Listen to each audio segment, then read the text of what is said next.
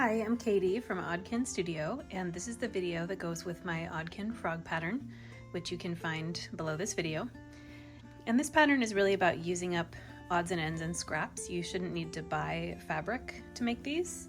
These are made from old wool garments. These are pants and coats and sweaters.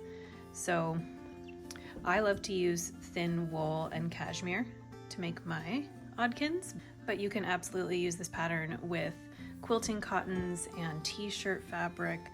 This guy still in progress, but these are just regular quilting cottons, and that's a t-shirt. And this guy is just some beautiful vintage cotton napkins and an old tablecloth and just some whatever I had around. So feel free to use anything, just be mindful of what's in the fabric guide in the pattern. There's a do's and don'ts for what works well here and what doesn't. So with this pattern you have a choice between this classic downturned smile, which you could say is grumpy, but I don't think it's grumpy. I think it's just what a frog chin looks like. Or if you want to have more of a cheerful, upturned smile, that is option 2. And everything else about these frogs is the same body shape, same arms, same legs, same pockets. The only thing that's different is this chin piece and this top piece. The back pieces are the same too. This guy I just patched together with 2 different pieces, and I haven't finished him yet, but first thing is to make that choice of which face you want. So with the downturned smile, you're going to use the classic frog chin, and then there's a top that goes with it. And for the cheery frog, you want the cheery frog chin, and you can see the differences in the shapes here. And don't worry that they don't seem like they match up, because what matches up is the seam line. They're designed to match up when you sew them, not when you put together the paper pieces. So don't worry about that. It's gonna work. Just trust the process. And same with this guy. So the seam line is the thing that lines up, not the paper. For my frog today, I'm going with the classic shape, and I have a bunch of materials that I've gathered here. I think it's going to be a very cheerful color palette. So one thing to think about when you're selecting your fabrics is the stretch. So this is stretchy, so I'm going to assume that it's going to get distorted when it's stuffed. So I'm going to use that for the arms, because I don't think that really makes a big difference if the arms are a little chubby. But I wouldn't want to use a stretchy or ribbed fabric for the face pieces, because it would then just bulge out in weird distorted ways and wouldn't hold its shape.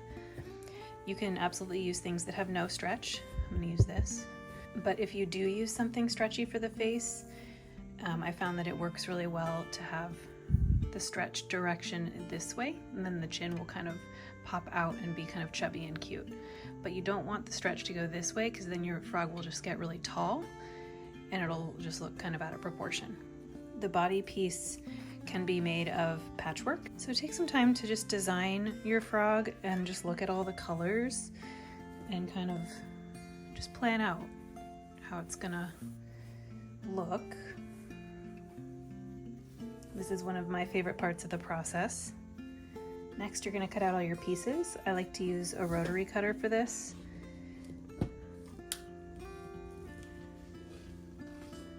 If you're going to use scissors, I'd recommend pinning the paper to the fabric and then cutting it out. And this bottom section here is going to not be visible, so I don't care that there's some selvage on the edge there. And for this piece, you're going to want to do the same color for the back part of the head and this front little top. You don't have to, but that's what I prefer to do. So when I'm choosing my fabric for this piece, I want to also make sure I have enough for the back of the head also. Next, we're going to pin the face pieces together, and this is definitely the trickiest part of the whole pattern, so just one step at a time. Don't panic. So as we talked about before, they don't line up here. That's okay. We want to start pinning in the center, because if you start pinning on the edge and go around, you're probably gonna find that doesn't line up at the edge, and that has to do with just your cutting precision, your stretchiness of your fabric. So I found that the best way to do this is to just line up the centers. So I'll fold them in half, determine that center point, like right there, and then start pinning from there. So then we're going to pin like this. You can also just kind of eyeball it on that corners to line it up in the middle. The point is that you don't want to go from left to right or right to left. You want to start in the middle and go out when you're pinning. So the reason this is tricky and feels kind of weird is because we're taking two pieces that are not the same shape and trying to put them together. And they are the same shape along that curve, but they aren't everywhere else. So it just is going to feel kind of weird if you're not used to sewing pattern pieces together like this of very different shapes, but they should line up at the corner. If they don't line up at the corner, if it's like this, or if it's overhanging like this, you can, if one of your fabrics is stretchy, you can kind of fudge it. You can take it out and kind of try to line them up and stretch it. Or you can recut if it was a problem with your precision on your cutting. But if it's just a little bit, it really doesn't make a difference because we have a 1/4 of an inch seam allowance. So as long as it's close enough that they're gonna not be like opening up, you're fine. So we're just gonna keep on going all the way down.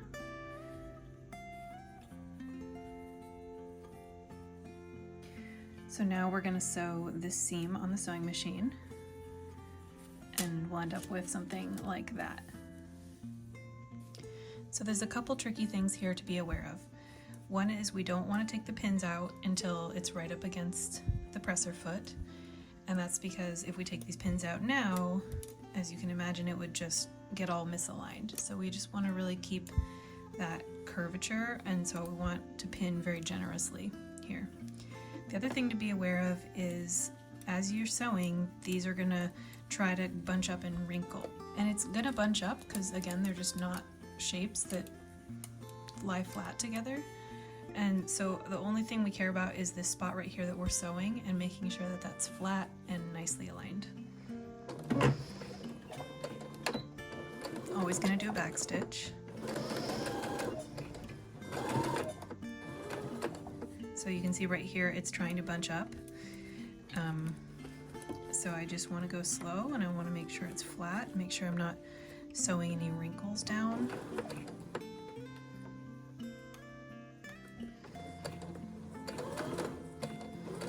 You can see right there it really wants to wrinkle, so yeah, I'm just going to go slow here. This is why I recommend that you put this piece facing up, because if you had it flipped over, you wouldn't see where it's trying to bunch and wrinkle. It can also help to pick up the presser foot and kind of like smooth it out. Sometimes I use a pin to kind of get in there and just make sure it's not wrinkling, but again, the place we care about is the seam line. So right there, it's okay if it's wrinkling right there as long as we're not sewing it down.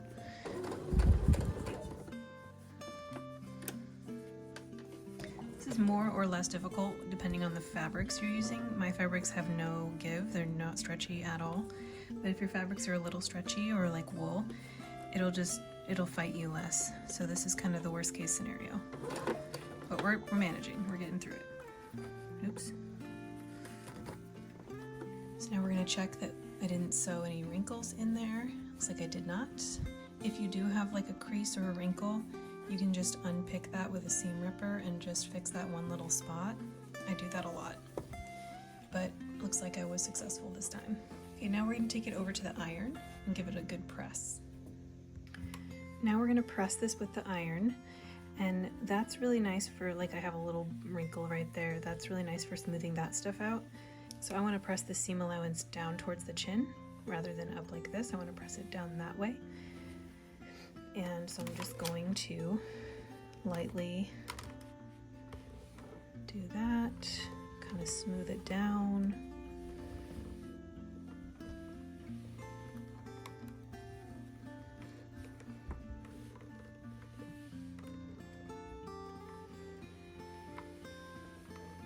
Just like magic, isn't it? Look how smooth that looks now.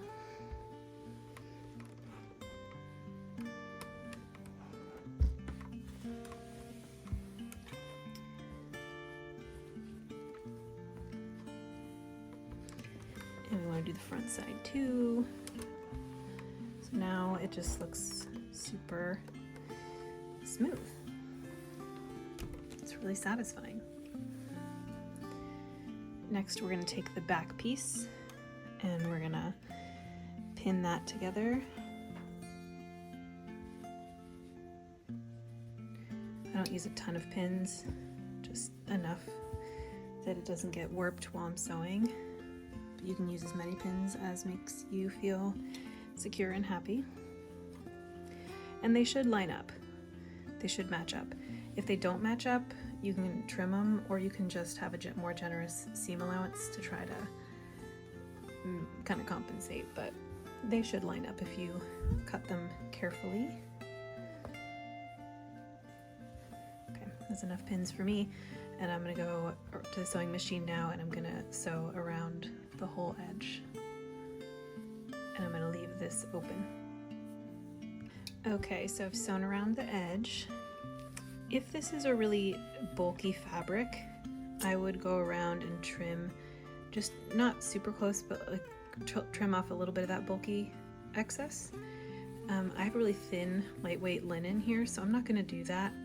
Mostly because I'm a little worried about fraying. You can also go around with a zigzag stitch around that edge if you're worried about fraying fabric. I'm not super worried. I have a pretty big seam allowance here, but I am going to clip right there and right here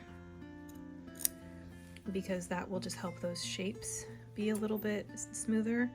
And I'm going to do a little bit of clipping on the curve. This is a way of taking a curve and not having it be bunchy when you fold it inside out, so that it doesn't pucker and they don't try to bunch up. Okay, you don't have to stuff the head right now, but I just like to because it's instantly gratifying. So you really want to poke into that eyeball. Make sure you get lots of stuffing in there. It's good enough for now. There's my head.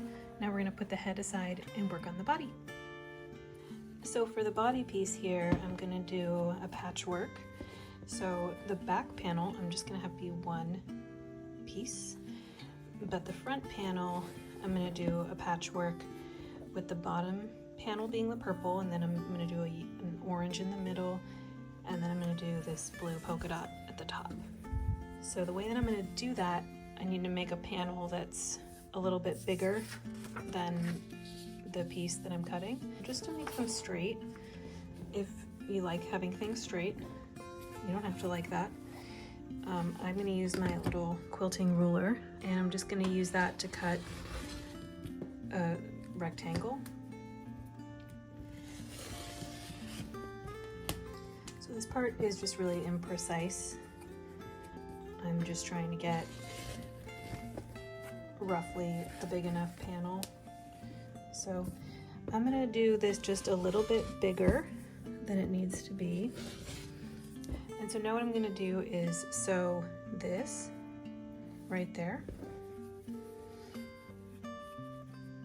I'm not gonna care about the edges lining up or the corners lining up. I want the edges to line up, but I'm just gonna pin and sew that together right there. And then I'm gonna also do the same thing with this piece and sew it right there. Now I'm gonna go over to the iron and press these seams open. It's just a nice way to reduce the bulkiness of that little spot where it's connected. Same with this one. Watch your fingers, don't burn yourself.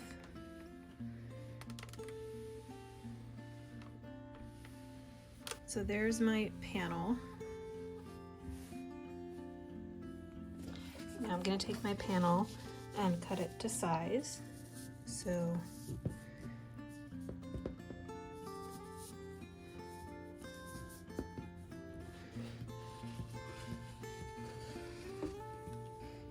now these points here are very vulnerable. If I pull them apart, they're just going to unravel.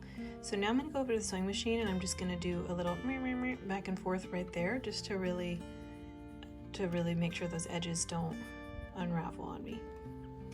So I just did that, so you can see I just did a little stitching right there, just to make sure that point doesn't come apart. Now is also when you want to do the pocket. And keep in mind that a bunch of this is going to be covered by the collar, so really visually what we're looking at is maybe that when all is said and done and sewed together. So I'm just going to think about that when I'm placing my pocket, just proportionally where I want it. And I chose a really high fraying fabric for my pocket. So what I did is I just folded the top over. I'm going to do just a little stitch on the sewing machine, straight stitch across, just to give it a finished top. And then I'm going to zigzag stitch around there. But before I do that, I'm going to hand sew my heart on there, which is a lot easier to do now than when it's attached. And for that, I just take my felt heart and a piece of contrasting colored thread. I usually do white. And I just do kind of a simple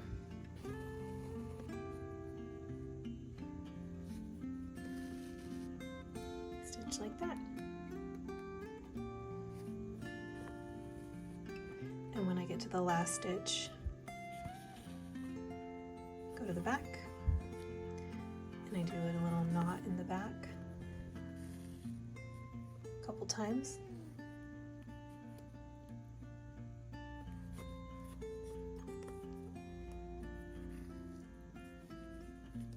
And then I go back inside just to give it a little extra room.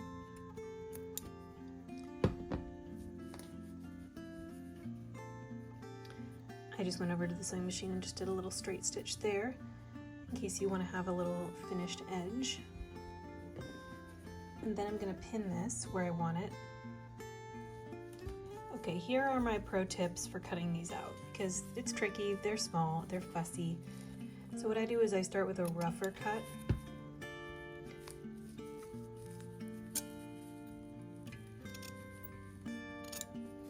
And then I go in with smaller scissors. And I think these are for cutting your fingernails or something. They're curved. So if you have curved scissors, this is like a major life hack. But I love these because I can more easily cut out those little curved shapes.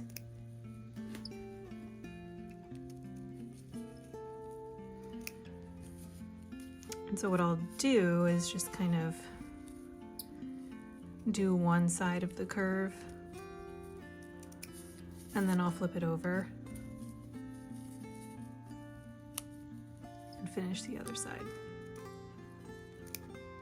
But this is just a very fussy thing, and if you don't have the dexterity to cut out these tiny pieces, you can just simplify the toes.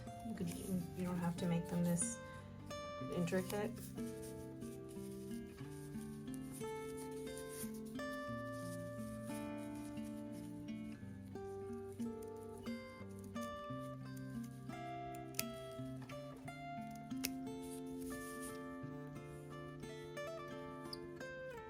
And then at some point I've made enough of these that I can kind of just drop the template and freehand it.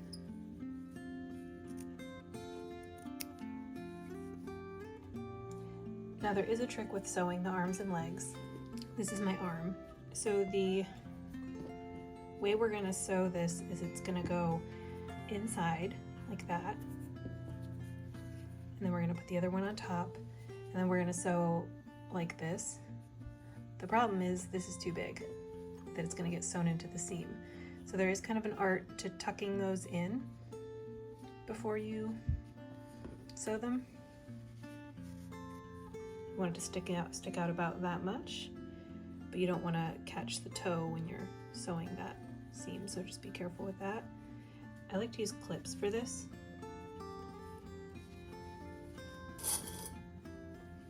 But you could also use pins.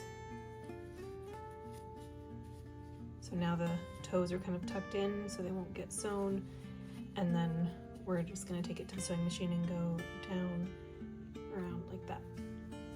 So now I've sewn that, and I can flip it inside out. I like to use a knitting needle or a crochet hook or the end of a spoon or something to help with that. And then I like to use something pointy to kind of get those corners. Something that's pointy but won't poke through it. So there's the arm. I like the flower side. And then we're gonna do the same thing for the legs. We're gonna tuck the little toes in. It's gonna stick out like that. And we're gonna sew like that. Okay, I've got all my arms and legs sewn and turned inside out. If you do turn it inside out and you find that you've got a toe sewn into the seam, just undo that seam and try again. I just did that. I had one that stuck, it happens. So now I like to put a little bit of rice in the bottoms of these. I just use basmati or jasmine rice or whatever, just doesn't really matter. Sometimes I use black beans, but I like to do about 2 teaspoons per leg. I just think it's really cute. It gives it like a little weight, a little beanbag action. And then from there I stuff. You want to leave the top part unstuffed about that much, because that's where it's going to get sewn into the body. You don't want to have to sew through a layer of stuffing. This is what I meant earlier with the ribbed stretchy material. So you can see this just wants to stretch outward, so if I stuff it too much it gets really fat and then it just looks really different than the other one. It already does, but I compensated for that by cutting this one narrower because I knew it was gonna expand, but I don't know, it's just gonna be charming. They're just gonna be different sizes. That's okay. Now we're gonna start assembling the body, and the way we're gonna do that is these arms are gonna get placed and pinned. We're gonna make a little sandwich like this, and then we're gonna sew just the side seams. So we're gonna go down, we're gonna go down, and we're gonna leave open the bottom and the top. We're not gonna do the legs yet. What I found is that trying to do it all at once, it's just too much going on in there. It's just a huge pile, it's really bulky, and it's just really hard to get that to sit flat on anything to sew it. So I found that it works pretty well to do just the arms first and go down there, the side seams, and then it's all nice and contained, and then lift up the bottom part and stick the legs in there and go across there to secure the legs. So that 2-step process works for me. So you can use the body panel here to place the arms.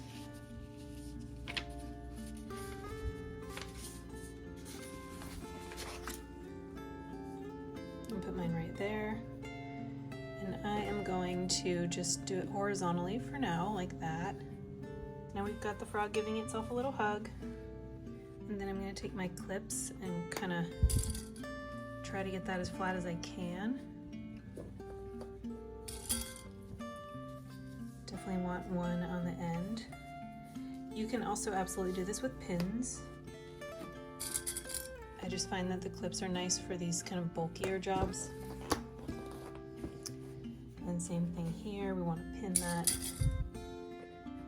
down.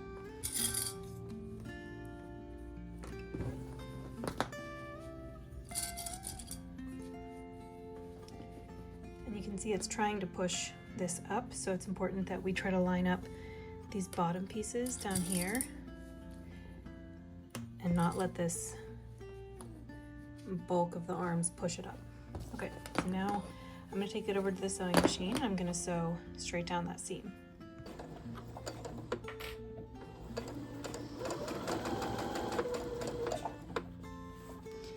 You just really want to make sure you're holding everything down really well.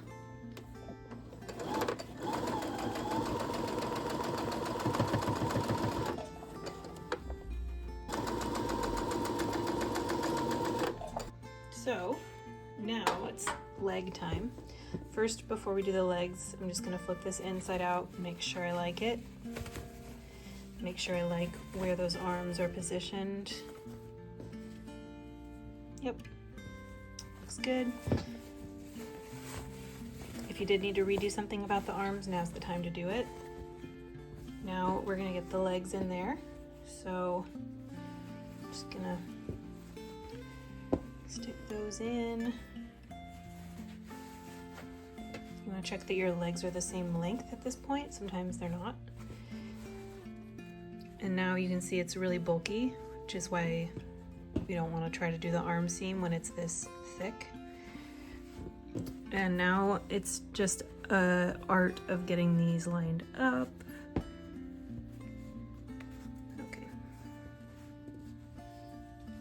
Okay, now we've got our little frog bundle here. I've done a seam across there. I'm really lazy and don't trim my threads, but you could trim your threads now if you wanted. Now we get to turn them inside out. Boop.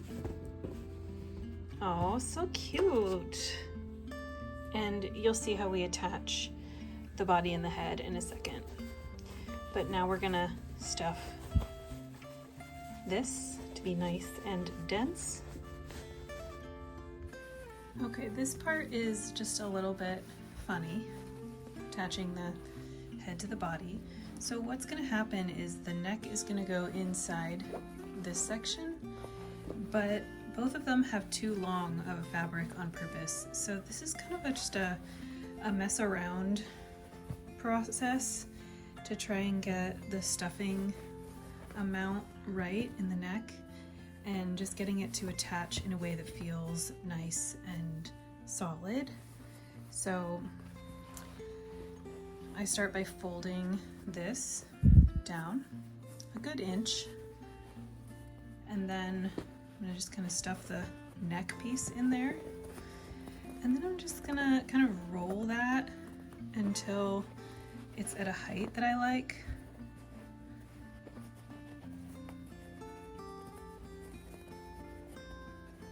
And I'm seeing that the neck is a little thin with the stuffing right there, so I'm gonna stuff that a little more.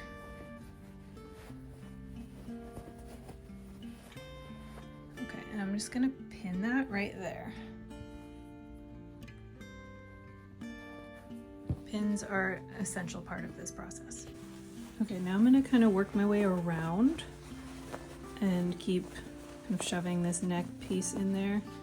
And I'm just gonna mess with it until I like where it's sitting and I like the amount of stuffing.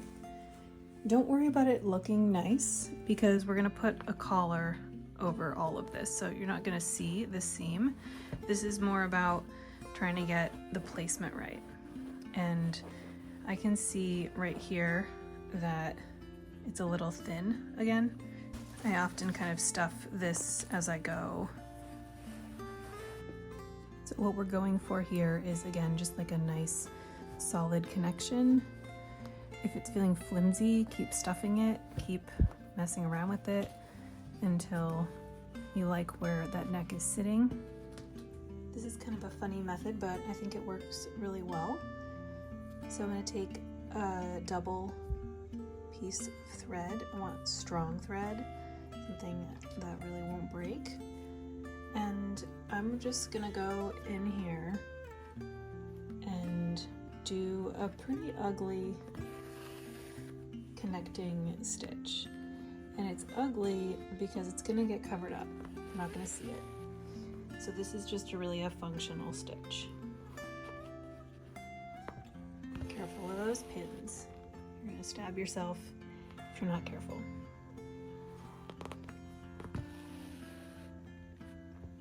And as you go around, you can kind of reassess the placement of things, mess with it. You can add a little more stuffing. Okay, I've gone almost all the way around. This feels very Frankenstein, and that's how it's supposed to be. But I always find here towards the very end, it just can use more strength, just more uprightness. You don't want like a flimsy collapsed neck here.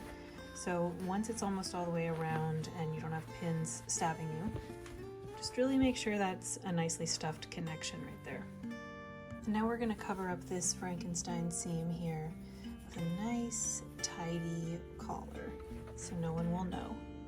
And so we're going to take this collar piece, which is in the pattern, it's a 2-inch strip, and we're going to fold it over and take it over to the ironing board. I fold it over about 3/8 of an inch, but I don't really measure it. I'm not that concerned about it. It's more just for aesthetic. And the same thing on the bottom. And now we're just gonna make him a little collar.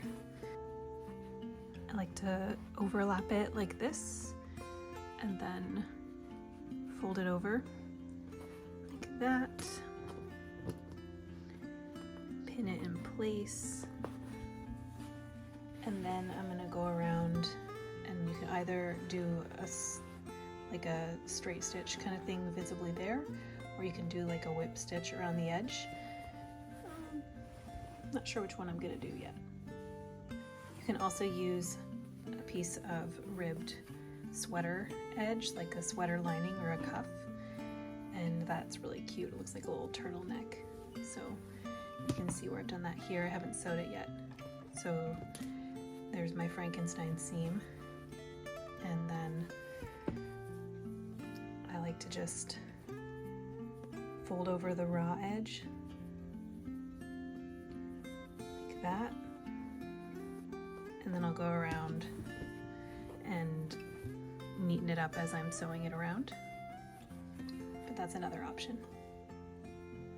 Now it's time to do all the cute little finishing touches. So I do a felt white eyeball like that, and a little cheek heart, so cute, like that. Another way to do the eyeballs is what I do. I have a bunch of these from a Christmas garland, and I just take these wool felt balls and I just literally cut them in half, just kind of slowly.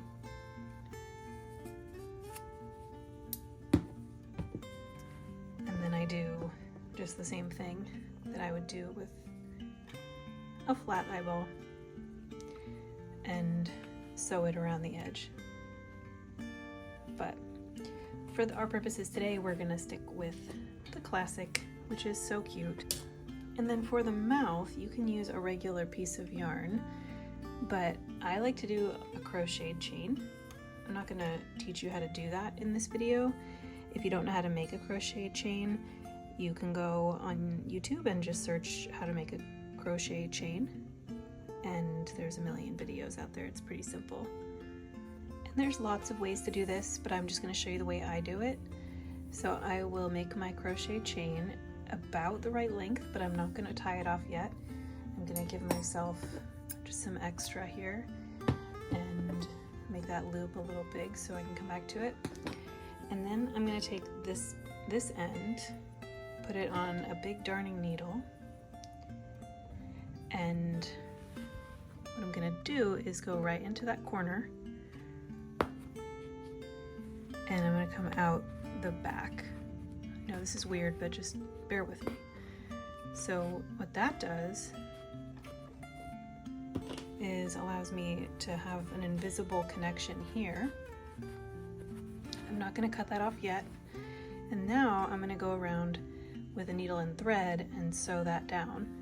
So I know there's going to be a heart right here, so I'm going to make my knot right here so that it'll get covered up, won't be seen later. And I'm just going to take my needle and thread, and I'm going to secure that right here. I'm just going to do a couple of stitches to just really get that corner locked down. I don't want that string to be popping out later. And now I'm just gonna sew along this edge here. I'm gonna pin it into place, just like this. So once I get this sewn down here at the end, I'm gonna measure and finalize my chain here. And then I'm gonna do the same trick I did on the other side, where I'm gonna take my big darning needle and go into that corner.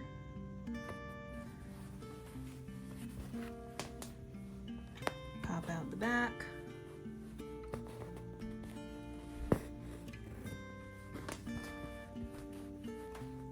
And then I'm gonna finish sewing down this guy. And just like with the other corner, I want to make sure this is really secured down because I don't want that little end to pop out.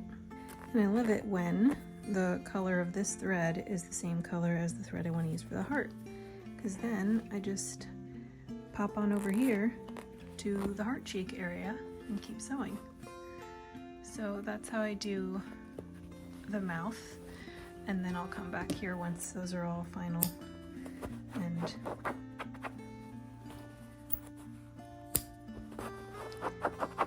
can't even see the hole. Now we're gonna do the heart cheeks. Gonna put the heart cheek right there, and then this is just a little stitch around the edge.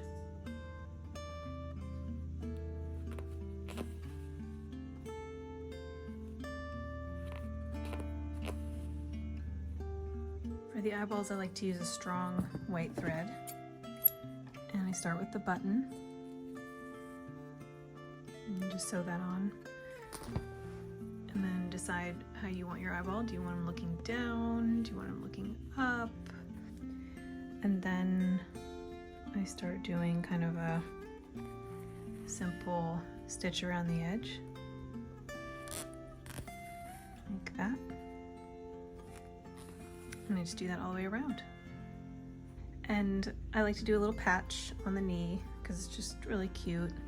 I like to make it a little offset, like a little wonky, and I like to use a dark thread or just a contrasting thread and make it kind of sloppy and exaggerated because I just think that's a cute aesthetic.